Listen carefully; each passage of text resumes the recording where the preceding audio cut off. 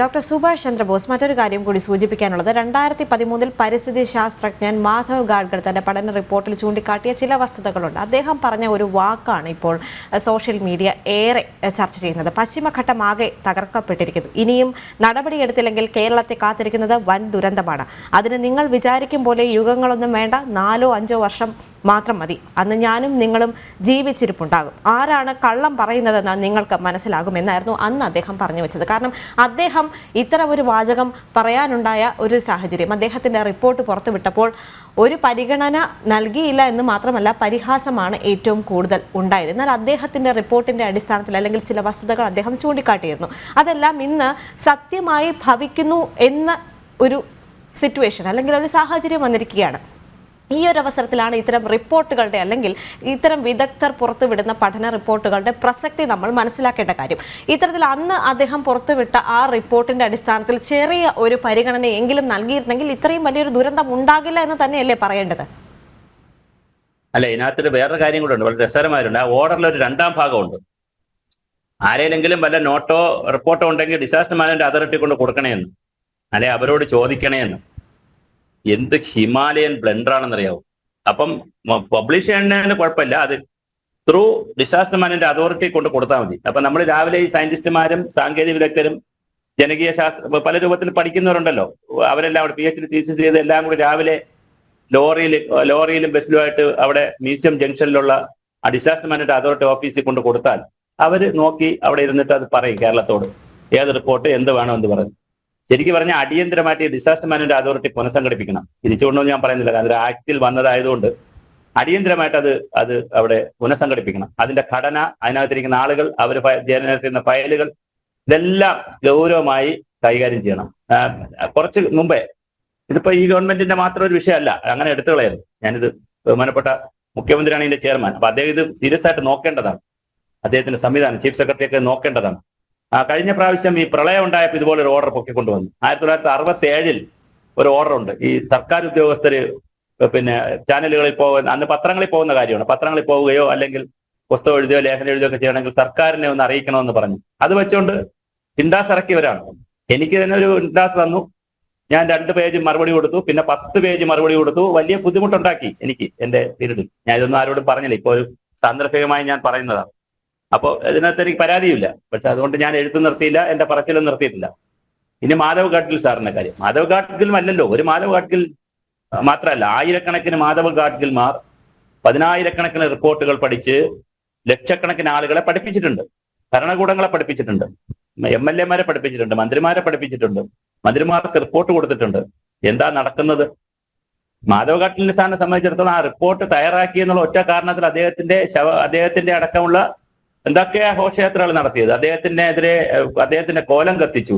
എന്താ ചെയ്ത് അദ്ദേഹം തെറ്റ്? അദ്ദേഹം സ്വന്തമായി പഠനവും നടത്തിയതല്ല, ഗവൺമെന്റ് വെച്ചൊരു കമ്മിറ്റി. അത് അദ്ദേഹം മാത്രമല്ല, കേരളത്തിലുള്ള ആളുകളടക്കമുള്ള 10-20 ആളുകൾ അടങ്ങുന്ന ഒരു കമ്മിറ്റി. മാധവ് ഗാഡ്ഗിൽ സാറിന്റെ പേരിൽ അത് അറിയപ്പെടുന്നതേ ഉള്ളൂ. 10-20 പേരുള്ള ഒരു കമ്മിറ്റിയാണത്. ആ കമ്മിറ്റി ഒരു ഇന്റർ ഡിസിപ്ലിനറി ആയിരുന്നില്ല. അങ്ങനത്തെ കുറെ പ്രശ്നങ്ങളുണ്ട്. കമ്മിറ്റീനെ തന്നെ ഘടനയിലൊക്കെ കുറെ പ്രശ്നങ്ങളുണ്ട്. അതൊക്കെ നിൽക്കട്ടെ. പക്ഷെ ആ കമ്മിറ്റി ഒരു പഠന റിപ്പോർട്ട് കൊണ്ടുവന്നു. അത് ശരിയാണോ തെറ്റാണോ സമൂഹം ചർച്ച ചെയ്യണ്ടേ? അതിന് പകരം ശരി ചർച്ച ചെയ്തില്ല, ഓക്കെ, ചർച്ച ചെയ്തില്ല എന്നുള്ള പോട്ടെ. പകരം കസ്തൂരിരംഗനെ കൊണ്ടുവന്നു, അതും ചർച്ച ചെയ്തില്ല. ഉമ്മൻ സാറിനെ കൊണ്ടുവന്നു, അതും ചർച്ച ചെയ്തില്ല. ഓക്കെ, അതെല്ലാം പോട്ടെ. എന്നെ സംബന്ധിച്ചുള്ള കൺസേൺ അതല്ല. ഇത് എഴുതിയ ആളിനെ എന്തിനാ തെറി പറയുന്നേ?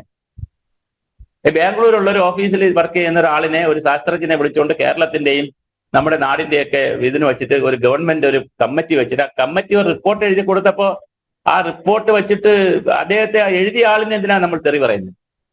അദ്ദേഹം വേറൊന്നും എഴുതിയില്ലല്ലോ. ഇത് സംരക്ഷിക്കണം, ഇന്ന കാര്യങ്ങൾ അവിടെ ചെയ്യണം, വേണമെങ്കിൽ ചെയ്താൽ മതി. ഗവൺമെന്റിന്റെ റിപ്പോർട്ട് വേണമെങ്കിൽ ചെയ്താൽ മതി. ശാസ്ത്ര സമൂഹവും സാങ്കേതിക സമൂഹവും പറയണത് വേണമെങ്കിൽ ഗവൺമെന്റ് ചെയ്താൽ മതി. അവർ ചെയ്യാറുമില്ല. അവർ ചവിട്ടൂട്ടെ എടുത്ത് കളയാണ് ചെയ്യുന്നത്. അവർ നോക്കാറുമില്ല, ചെയ്യാറുമില്ല. അവർ ഇതിന് താല്പര്യമില്ല. അവർക്ക് വേറെയാണ് അജണ്ടകളും താല്പര്യങ്ങളും. അപ്പൊ അതുകൊണ്ട് അത് ചർച്ച ചെയ്താൽ നമ്മൾ വല്ലാതെ ചർച്ച ചെയ്യേണ്ടി വരും. വ്യക്തികളെ പറയേണ്ടി വരും, ആളുകളെ പറയേണ്ടി വരും, സംവിധാനങ്ങളെ പറയേണ്ടി വരും. ഗവൺമെന്റുകൾക്ക് ഇത് ബുദ്ധിമുട്ടുകൾ ഉണ്ടാക്കും. മറ്റ് ഗവൺമെന്റുകളെ സപ്പോർട്ട് ചെയ്യുന്ന പാർട്ടിക്കാർ വിചാരിക്കും ഇവരെന്താ ഇങ്ങനെ പറയുന്നത്, ഇയാളെന്താ ഇപ്പൊ ഇങ്ങനെ പറയുന്നത്, ഇയാൾ ഏത് പാർട്ടി, ഇയാൾക്ക് എന്തെങ്കിലും താല്പര്യമുണ്ടോ, അല്ലെങ്കിൽ എന്തെങ്കിലും കിട്ടാത്തതുകൊണ്ടാണോ സംവിധാനങ്ങളിൽ നിന്ന് എന്നൊക്കെ തോന്നിപ്പോവും. അപ്പൊ വളരെ വിഷമം പിടിച്ചൊരു സംവിധാനത്തിലാണ് നമ്മൾ നിൽക്കുന്നത്. ശാസ്ത്ര സാങ്കേതിക വിദഗ്ധർ ഇവിടെ പഠിച്ചു കൊടുക്കുന്ന റിപ്പോർട്ടുകൾ, എത്ര ആയിരക്കണക്കിന് റിപ്പോർട്ടുകളാണ് യൂണിവേഴ്സിറ്റികളിൽ നിന്ന് ഇറങ്ങുന്നത്. ഇവിടെ PhD-ക്കാരെ കൊണ്ടും MPhilകാരെ കൊണ്ടും പിന്നെ MSc-ക്കാരെ കൊണ്ടും തട്ടിയും മുട്ടിയും നടക്കാൻ പറ്റുന്നില്ല കേരളത്തിൽ. അത്രമാത്രം സ്ഥാപനങ്ങളാണ്.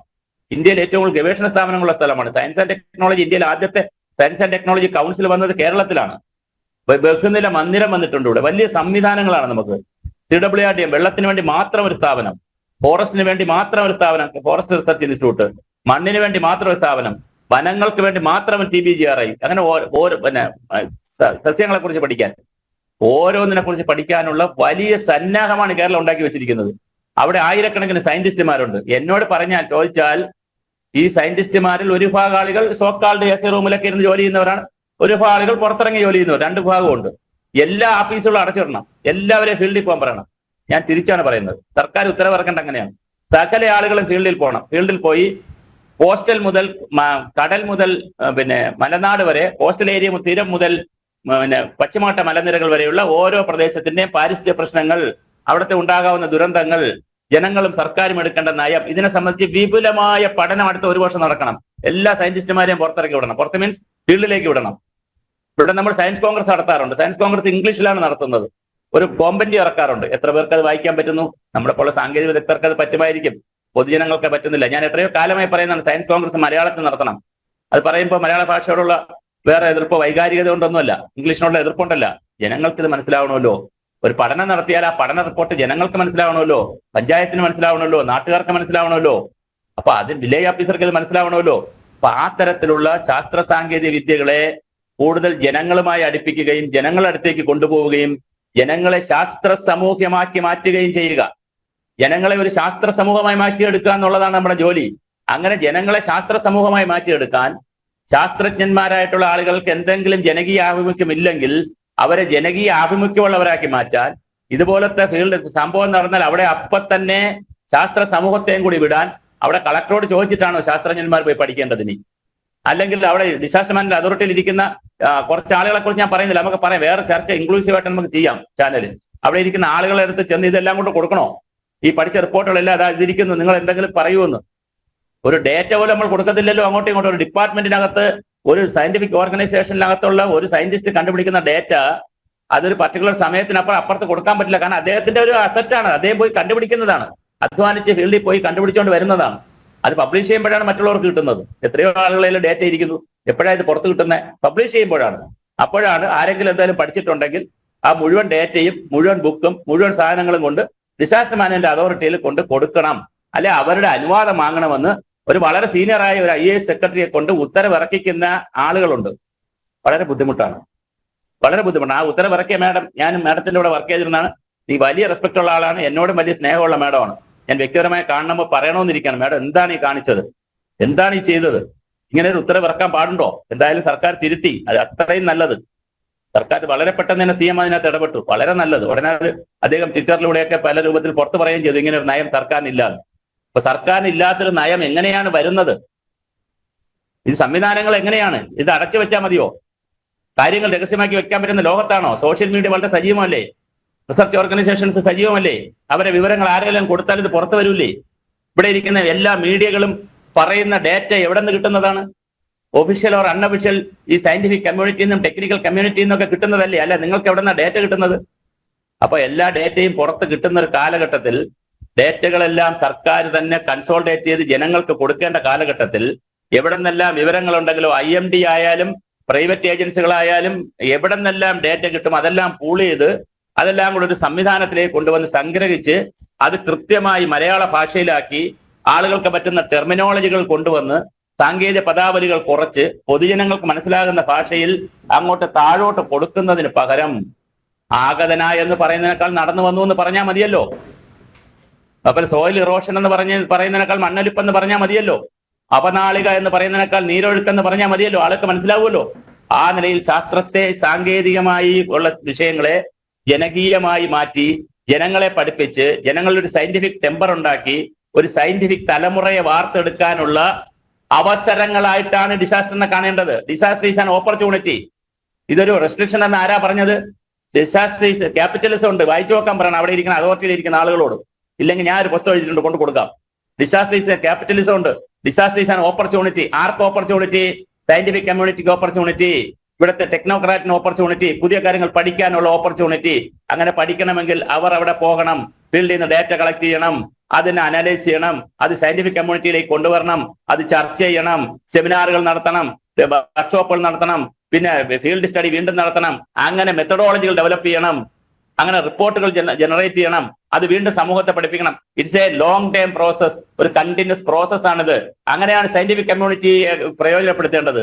അല്ല സയന്റിഫിക് കമ്മ്യൂണിറ്റിയിലെ ഏതെങ്കിലും സയന്റിസ്റ്റോ ടെക്നോക്രാറ്റോ ഏതെങ്കിലും പത്രത്തിലോ ഏതെങ്കിലും ചാനലിലോ എന്തെങ്കിലും പറഞ്ഞത് നയത്തിനോ അല്ലെങ്കിൽ നമ്മുടെ സംവിധാനങ്ങൾക്കോ എതിരായിട്ടോ അല്ലെങ്കിൽ ഏതെങ്കിലും കുറ്റപ്പെടുത്തലോ എന്തെങ്കിലും ഒരു വാക്കുകൊണ്ടോ ഒരു ഇത് പറഞ്ഞാൽ അതിനെ നെഗ്ലക്ട് ചെയ്യാതെ അവരെ വിളിക്കണം. നിങ്ങൾ എന്താണ് പറയുന്നതെന്ന് വിളിക്കണം. ഞാൻ ചെറിയ ഉദാഹരണം പറയാം. രാജീവ് ഗാന്ധി ജീവിച്ചിരുന്നു, പ്രധാനമന്ത്രിയായിരുന്നപ്പോൾ അനിൽ അഗർവാൾ എന്ന് പറയുന്ന ഇന്നത്തെ Centre for Science and Environment ഡൽഹിയിലുള്ള ഡോക്ടർ സുനിത നരയന്റെ ഹസ്ബൻഡായിട്ടുള്ള ഡോക്ടർ അനിൽ അഗർവാൾ ഒരു ലേഖനം എഴുതി.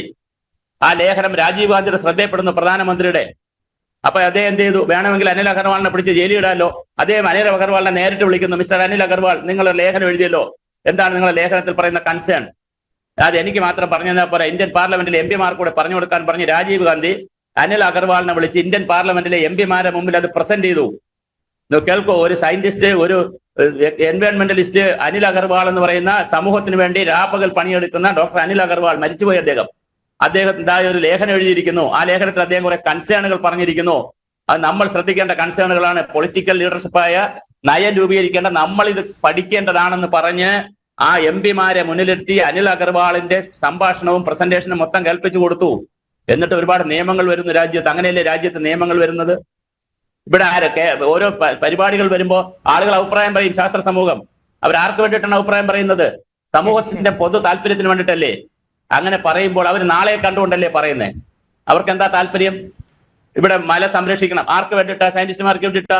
സാങ്കേതിക വിദഗ്ധർക്ക് വേണ്ടിയിട്ടാ? ഇവിടെ പാറ പൊട്ടിക്കുമ്പോൾ ശ്രദ്ധിക്കണം, അല്ലെങ്കിൽ പുഴ നകത്തുമ്പോൾ ശ്രദ്ധിക്കണം. ത്രിവിക്രമജി കൂടി ചേരുകയാണ്. അങ്ങയോട് ചോദിക്കേണ്ട മറ്റൊരു കാര്യം കൂടി പറയാനുള്ളത്, ഇപ്പോൾ ശ്രീ സുഭാഷ് ചന്ദ്രബോസ് പറയുന്നുണ്ടായിരുന്നു ഈ റിപ്പോർട്ടുകളൊന്നും കൃത്യമായ രീതിയിൽ പബ്ലിഷ് ചെയ്യുന്നില്ല എന്നുള്ളത് വളരെ തെറ്റായ ഒരു കാര്യം തന്നെയാണ്. കാരണം അവിടെ എത്ര പേർ ഉണ്ടായിരുന്നു, ജീവിച്ചിരുന്നു എന്നുള്ള കൃത്യമായ കണക്കുകൾ പോലും സർക്കാരിന്റെ കയ്യിലില്ല. അത് മാത്രമല്ല, മാധ്യമങ്ങൾക്ക് ചില വിലക്കുകൾ ഏർപ്പെടുത്തിയിട്ടുണ്ട് ഈ കണക്കുകൾ കിട്ടുന്നതിൽ നിന്ന്. മാധ്യമങ്ങൾ എന്തിനാണ് തടയുന്നത്? ഈ അവിടുത്തെ പരിസ്ഥിതി പ്രശ്നം എന്താണ്, അല്ലെങ്കിൽ അവിടെ എത്ര പേർ അവിടെ താമസിച്ചിരുന്നു എന്നുള്ള കണക്കുകൾ മാധ്യമങ്ങൾ ആരായുമ്പോൾ പോലും അതിന് കൃത്യമായ ഒരു മറുപടി നൽകുന്നില്ല. മാധ്യമങ്ങൾക്ക് വിലക്ക് ഏർപ്പെടുത്തുന്ന ഒരു സാഹചര്യം കൂടിയുണ്ട്. മാധ്യമങ്ങൾ എന്ന് പറയുന്നത് ജനങ്ങളിലേക്കുള്ള ഒരു കണ്ണാടിയല്ലേ? അപ്പോൾ ജനങ്ങളിൽ നിന്ന് ഈ വിവരങ്ങളെല്ലാം മറച്ചു വയ്ക്കുക എന്നുള്ള ഒരു കാര്യത്തിലോട്ടാണോ സർക്കാർ കടക്കുന്നത്? കടക്കല്ല, അതാണ് നമ്മുടെ കൾച്ചർ എന്ന് മനസ്സിലാക്കണം. നമ്മളൊരു ഡാറ്റ ഡെഫിസിറ്റ് കൺട്രിയാണ്. ഡാറ്റ ഡെഫിസിറ്റ് എന്ന് പറഞ്ഞാൽ രണ്ട് രീതിയിലാണ്. ഒന്ന്, ഡാറ്റ കളക്ട് ചെയ്താലും പുറത്തുവിടില്ല. അതായത് മിനിസ്റ്ററുടെ അല്ലെങ്കിൽ മിനിസ്ട്രിയുടെ പെർമിഷൻ ഇല്ലാതെ ഒരു ഗവൺമെന്റ് ഏജൻസി ഈ ഒരു കാര്യവും ഡേറ്റ ബേസ്ഡ് ആയിട്ടുള്ളത് പുറത്ത് വിടരുതെന്നുള്ള കൾച്ചറുണ്ട്. റിട്ടേൺ നിയമം ഉണ്ടോന്ന് ഞാൻ പറയുന്നില്ല, എനിക്കറിഞ്ഞുകൂടാ. പക്ഷെ ഒരു കൾച്ചറായിപ്പോയി. വേറൊരു ഏജൻസിക്ക് കൊടുക്കില്ല.